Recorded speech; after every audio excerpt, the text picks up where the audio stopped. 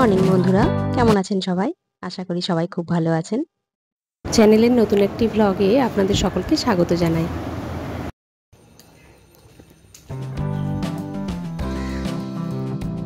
আজ শুক্রবার আর এখন ঘড়িতে বাজে বিকেল 3:30 আর আমি বেরিয়ে পড়েছি করদহ যাব বলে। যাক, বেশিক্ষণ রাস্তায় দাঁড়িয়ে থাকতে হলো না, টোটো পেয়ে গেলাম। এবার চলুন বাকি কথা রাস্তায় যেতে যেতে বলি। তো বন্ধুরা, এই অবেলায় আমি কেন যাচ্ছি করদহতে, সেটা একটা বিশেষ কারণ আছে। আসলে যাচ্ছি একটা বিয়ের রিসেপশন পার্টিতে। তো কার বিয়ের রিসেপশন পার্টি সেটা ওখানে গিয়ে বলছি।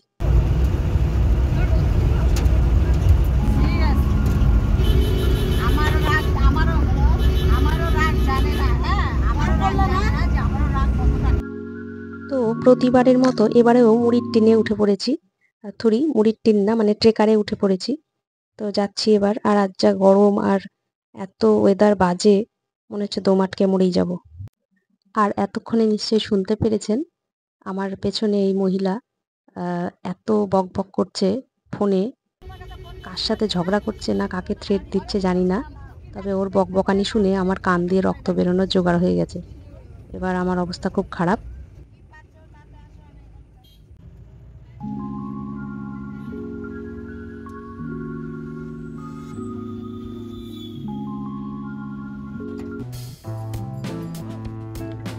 ভিড়টা একবার দেখেছেন কিরকম? আর এই মহিলাকে দেখুন, মনে হচ্ছে আমার কোলের ওপরেই বসবে। বাবা গো, যাক বাঁচা গেল। উনি আমার কোলের ওপরে বসেননি, আমার সামনে রাখা ছিল একটা ড্রাম, সেই ড্রামটার ওপরে বসেছেন।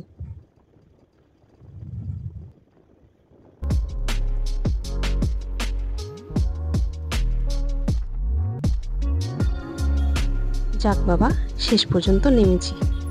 হাঁপ ছেড়ে বাঁচলাম আর কি। চলুন একটু কাপড়ের দোকানটায় ঢুকি। রুমালটা ছেড়ে এসেছি, তাই একটা রুমাল নেব। ওড়নাগুলোতে আমার চোখ আটকে গেল। রুমালটা নেওয়া হয়েছে। আর নিয়েছি দুটো জারবেরা ফুল, একটা লাল আর একটা সাদা।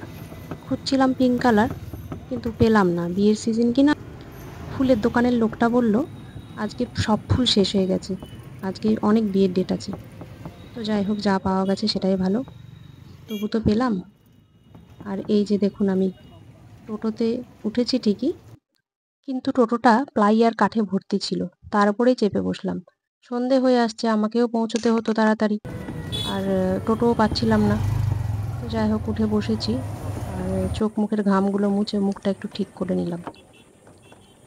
এবার একটু শান্তি পেলাম, কারণ টোটোতে উঠে বেশ হাওয়া দিচ্ছিল, ভালো লাগছিল। তপন ছেড়ে বেরিয়ে গেছি, বটতলার কাছাকাছি ঢুকছি এবার।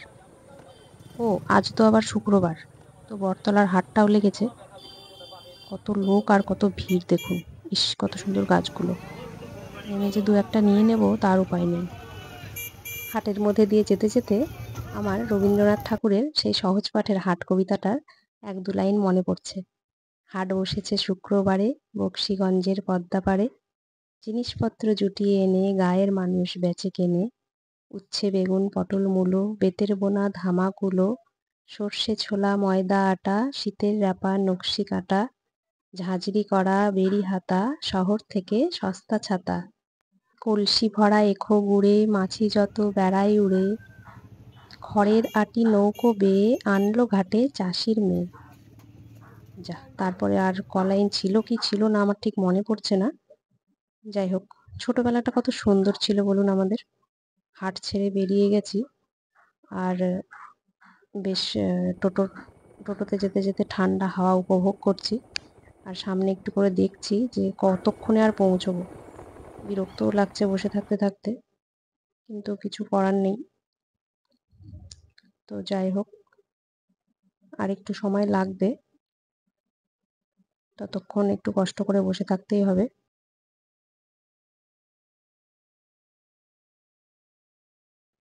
বাড়িগুলো কি সুন্দর দেখুন, পরপর তিনটে বাড়ি। তিনটে কোথায়, চারটে বাড়ি। চারটে বাড়ি কি সুন্দর। এখন যে জায়গাটায় ঢুকছি সেই জায়গাটার নাম হলো চক মধুসূদন। আর এর ঠিক পরেই পড়বে যে জায়গাটা, সেই জায়গাটার নাম হচ্ছে জামতলা। রাস্তার দুপাশে জমিগুলো দেখুন, কত সুন্দর লাগছে দেখতে। রাস্তার দুপাশে এরকম খোলা আকাশ আর ফাঁকা মাঠ দেখতে সত্যি ভীষণই সুন্দর লাগে। তো যাই হোক, এরকম প্রাকৃতিক সৌন্দর্য উপভোগ করতে করতে আমি কখন ভুলেই গেছি যে আমি একটা কাঠের তক্তার উপরে বসে আছি। দেখুন, এটা একটা ধানের কাটা। এখানে আশপাশের গ্রাম থেকে সমস্ত লোকজন ধান নিয়ে এসে এখানে বিক্রি করে।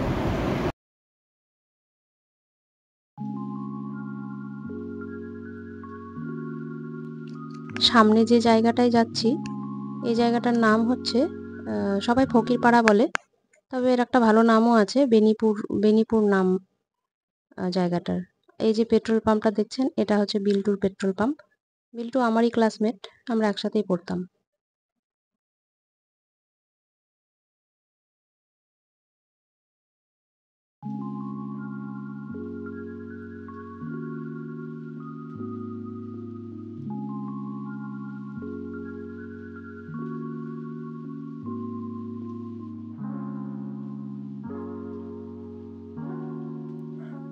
এই যে সামনেই করদহের এরিয়া শুরু হয়ে গেছে, করদহতে ঢুকছি এখন। এরপরে সামনেই আছে পুলিশ ক্যাম্প।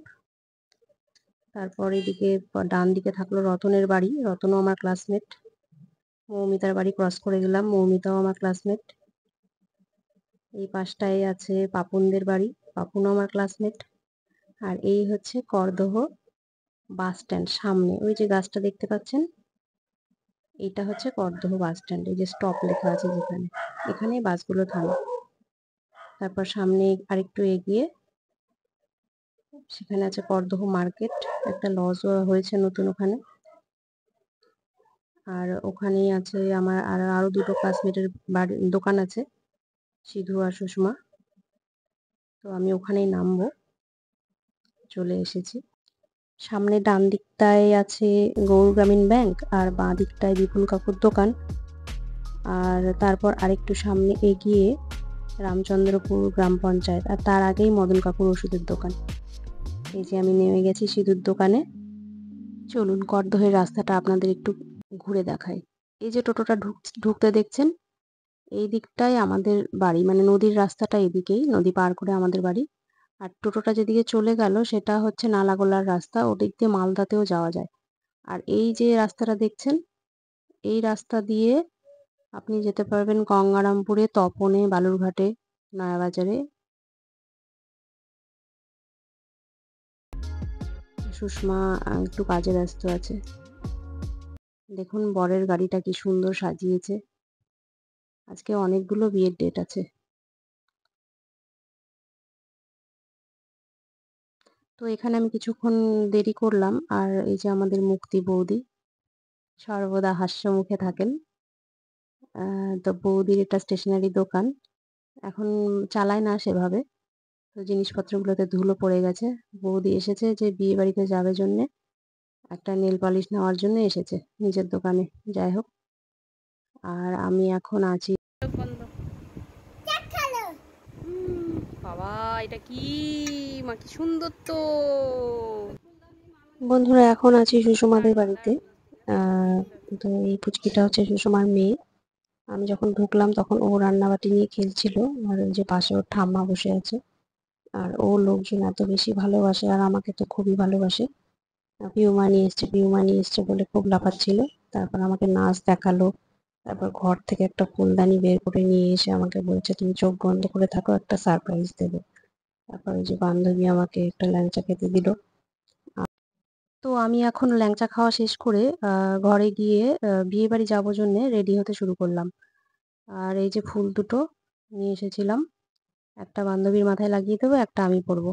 তো আমাকে কোন ফুলটা মানাবে সেটাই একটু আয়নায় দেখছিলাম। তো বান্ধবী বললো সাদাটাই পর, সাদাটাই ভালো লাগবে। তো আমি সাদাটা নিলাম, ওকে লালটা দিয়ে দিলাম। আর আমি দেখুন এখানে সবুজ রঙের শাড়িটা পরেছি, কেমন লাগছে জানি না, একটা ফুল ছবিও তুলতে পারিনি ঠিক মতো। তো যাই হোক, ফুলটা মাথায় মোটামুটি গুজে নিয়ে আমরা এবার বিয়ে বাড়ির দিকে যাচ্ছি। বিয়ে বাড়িতে চলেই এসেছি। আর এই যে রতন আসবে আমি জানতাম না, তো রতনকে দেখে আমি তো পুরো সারপ্রাইজ হয়ে গেলাম। যাই হোক, ভালোও লাগলো, অনেকদিন পর দেখাও হলো। আর এই যে আমরা যার বিয়ে রিসেপশন পার্টিতে এসেছি, ও হলো চিরঞ্জিত। আমরা ওকে চিরু বলেই ডাকি। তো চিরু ও আমাদের সঙ্গেই পড়তো। আর আমরা একটা গ্রুপ ফটো তুললাম, তারপর এই যে খাওয়া দাওয়া করে এখানে বসে আছি।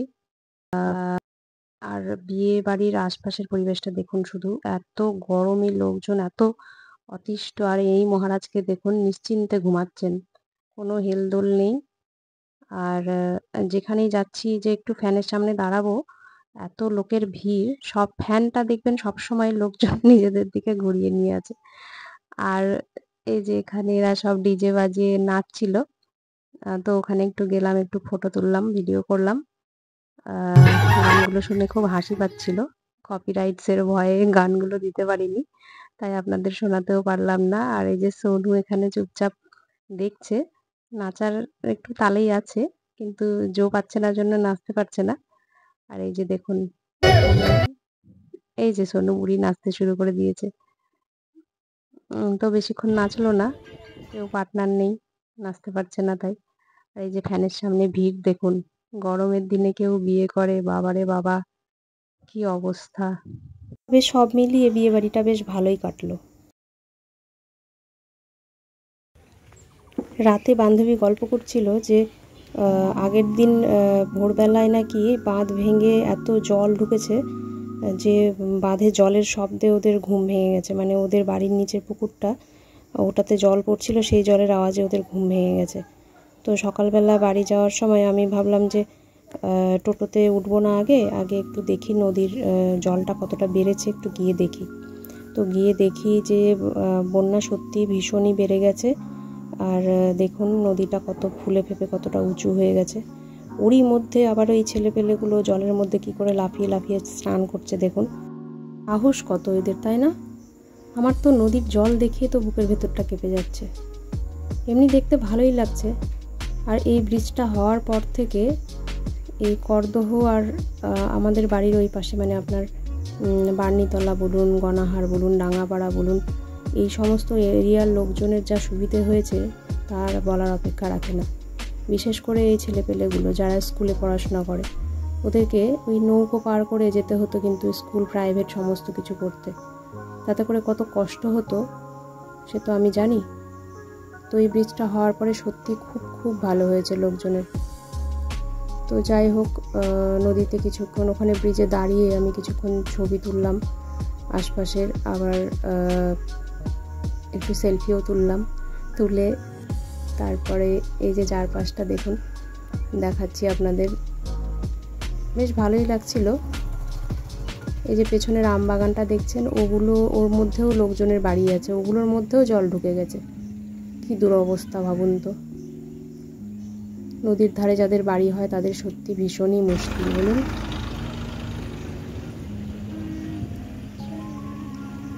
আমাদের এদিকটায় সেরকম বৃষ্টিও হয়নি, ওই যে পাহাড়ে বন্যা হয়েছে ওই জলটাই নেমে এসছে আমাদের এই দিকটাতে। এই গাছগুলোতে আমও ধরেছে দেখুন কত সুন্দর। আর ওই যে দেখতে পাচ্ছেন জল ঢুকে আছে আমের গাছের গোড়াগুলো দিয়ে দেখা যাচ্ছে। আর এই যে এই ভাইটাকে দেখুন, ওকে আমি বললাম যে আমাকে একটা ছবি তুলে দিত ভাই, আমার অনেক দিনের স্বাদ এই ব্রিজটাতে দাঁড়িয়ে একটা ছবি তুলবো। তো আমাকে কটা ছবি তুলে দিল, তো ওর সাথে আমি আবার একটা সেলফি নিলাম। যাই হোক, বন্যা টন্যা দেখা হয়ে গেছে, এবার টোটো করে বাড়ি যাচ্ছি। টোটোতে একজন মহিলা বসেছিলেন, ওনার সাথে গল্প করে জানতে পারলাম উনি আমাদের পাশের গ্রামেই থাকেন। আর এই যে দেখুন মান্দাপাড়া প্রাথমিক বিদ্যালয়, গ্রামের মধ্যে এই স্কুলটা থাকার দরুন কত ভালো হয়েছে বলুন তো ছেলেপেলেগুলোর। টোটোতে যেতে যেতে অনেক দিন আগেকার কথা কিছু মনে পড়লো আমার। প্রায় ধরুন 8-9 বছর আগেকার কথা হবে, যখন আমরা করদহ থেকে প্রথম ঝামপাড়ায় গ্রামের বাড়িতে চলে গেলাম। তখন করদহ আসতে হতো আমাদের সাইকেল নিয়ে, তখন কিন্তু টোটো ছিল না, হয় পায়ে হেঁটে আর না হয় সাইকেলে করে আসতে হতো। তো সেই সময়টার কথাগুলো মনে করে আমার ভীষণ খারাপ লাগছিল যে কি কষ্টের দিনগুলো কাটিয়েছি। আর এই কালভার্টটাও বেশি দিন হয়নি, নতুন হয়েছে। এই জায়গাটার নাম ভূতকুড়ি, যে জায়গাটা আমরা ক্রস করলাম। তো তো কষ্টের সময়টা থাকলেও এখন আর সেসব দিনের কথা মনে করে দুঃখ পেয়ে লাভ নেই, কারণ সেসব দিন তো পার হয়ে গেছে। বাড়িতে পৌঁছে গেছি, চলুন এবারে নামবো। বাড়িতে এসে আমি আগে আমার পদ্ম গাছটা দেখে নিলাম। মা রান্না বসিয়েছে, এই যে গাছ থেকে আমগুলো পেড়ে রেখেছে মা।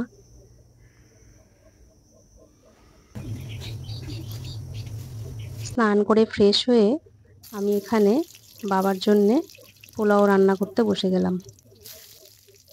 বাবা পোলাও খেতে খুব ভালোবাসে, তো বলেছিল যে একটু পোলাও করিস, তো সেটাই এখন রান্না করছি আমি। গ্যাসটা নিচে নামিয়ে নিয়েছি। রান্নার ভিডিও আপলোড করব বলে নতুন একটা কুকিং চ্যানেল খুলেছি, তো তার জন্যেই বেশ সাজিয়ে গুছিয়ে একটু রান্না করার চেষ্টা করছিলাম। আর মা বলছিল যে উনুনে রান্না করবি নাকি, তো আমি বললাম যে না, ঠিক আছে, গ্যাসেই করে নেব, অসুবিধে নেই। তো আমি পোলাওটা রান্না করছিলাম আর বাবা সামনেই বসেছিল।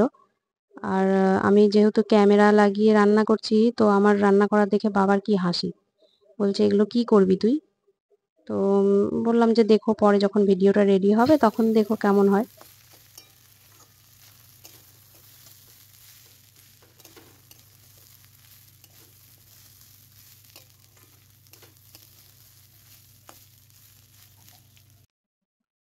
তো রান্না করতে করতে মার সাথে কাল রাতের বিয়ে বাড়ির সব গল্পগুলো করছিলাম। কেমন ছিল সব, খাওয়া দাওয়া কেমন ছিল, অ্যারেঞ্জমেন্ট কেমন করেছিল, সব এইসবই গল্প করছিলাম। বউ কেমন হয়েছে, তো চিরঞ্জিতের শ্বশুর বাড়ি কোথায়, এইসবই শুনছিল মা। দাঁড়ান, জল দিয়েছি, এবার একটু ঢাকা দিয়ে দিই, তাহলে চালটা তাড়াতাড়ি সেদ্ধ হবে। হয়ে গেছে, চালটা মনে হচ্ছে সেদ্ধ হয়ে গেছে ভালোভাবে। এবারে একটু চিনি দিয়ে দিই, একটু মিষ্টি মিষ্টি না হলে ভালো লাগে বলুন তো। মার সাথে বিয়ে বাড়ির গল্প করতে করতে আমার রান্নাও হয়ে গেছে। এবার সবশেষে ঘিটা দিয়ে দিলাম এই কারণে যে আমি আর মা ঘি খেতে পারি না, মানে ঘিয়ের জিনিস খেতে পারি না, আর বাবা খাবে, তো ঘিয়ের ফ্লেভারটা রাখার জন্য শুধু ঘিটা লাস্টে দিলাম। তারপর যাই হোক, রান্নাটা কমপ্লিট হয়ে গেছে আমার। এই যে তারপর উঠোনে এসে একটা ভালো করে ভিডিও করে নিলাম। আর ঘরে বাবা আর আমার দাদু দুজন মিলে হাম সাথ সাথ হ্যায় সিনেমা দেখছিল। এই যে বাবা এখানে খাটের ওপরে বসে আছে, আর দাদু আছে এই দিকটায়, ডান দিকে দেওয়ালে। সরি, আমার দাদু অনেকদিন আগেই মারা গেছে। খাওয়া দাওয়ার পরে আমি আবার একটু বাগানের দিকে গেলাম, আমার গাছগুলো কেমন আছে সেগুলো দেখতে। তো গাছের চেহারা দেখে আমার মনটা বেশ ভালো হয়ে গেল, কারণ নতুন পাতা বেরিয়ে গাছগুলো দেখতে আরো সুন্দর লাগছে এখন। তো বন্ধুরা, আজকের ভিডিওটা অনেক লেন্দি হয়ে গেল, তো আর বেশি বাড়াবো না, আজকে এখানে শেষ করছি। আর ভিডিওটি ভালো লাগলে একটা লাইক করে দেবেন। আর চ্যানেলে আমি নতুন, তো সাবস্ক্রাইব করে পাশে থাকবেন। আরও নতুন নতুন ভিডিওর আপডেট পেতে আজ তবে চলি, দেখা হবে অন্য একটি ভ্লগে। ততক্ষণ অবধি খুব ভালো থাকবেন আর হাসি খুশি থাকবেন।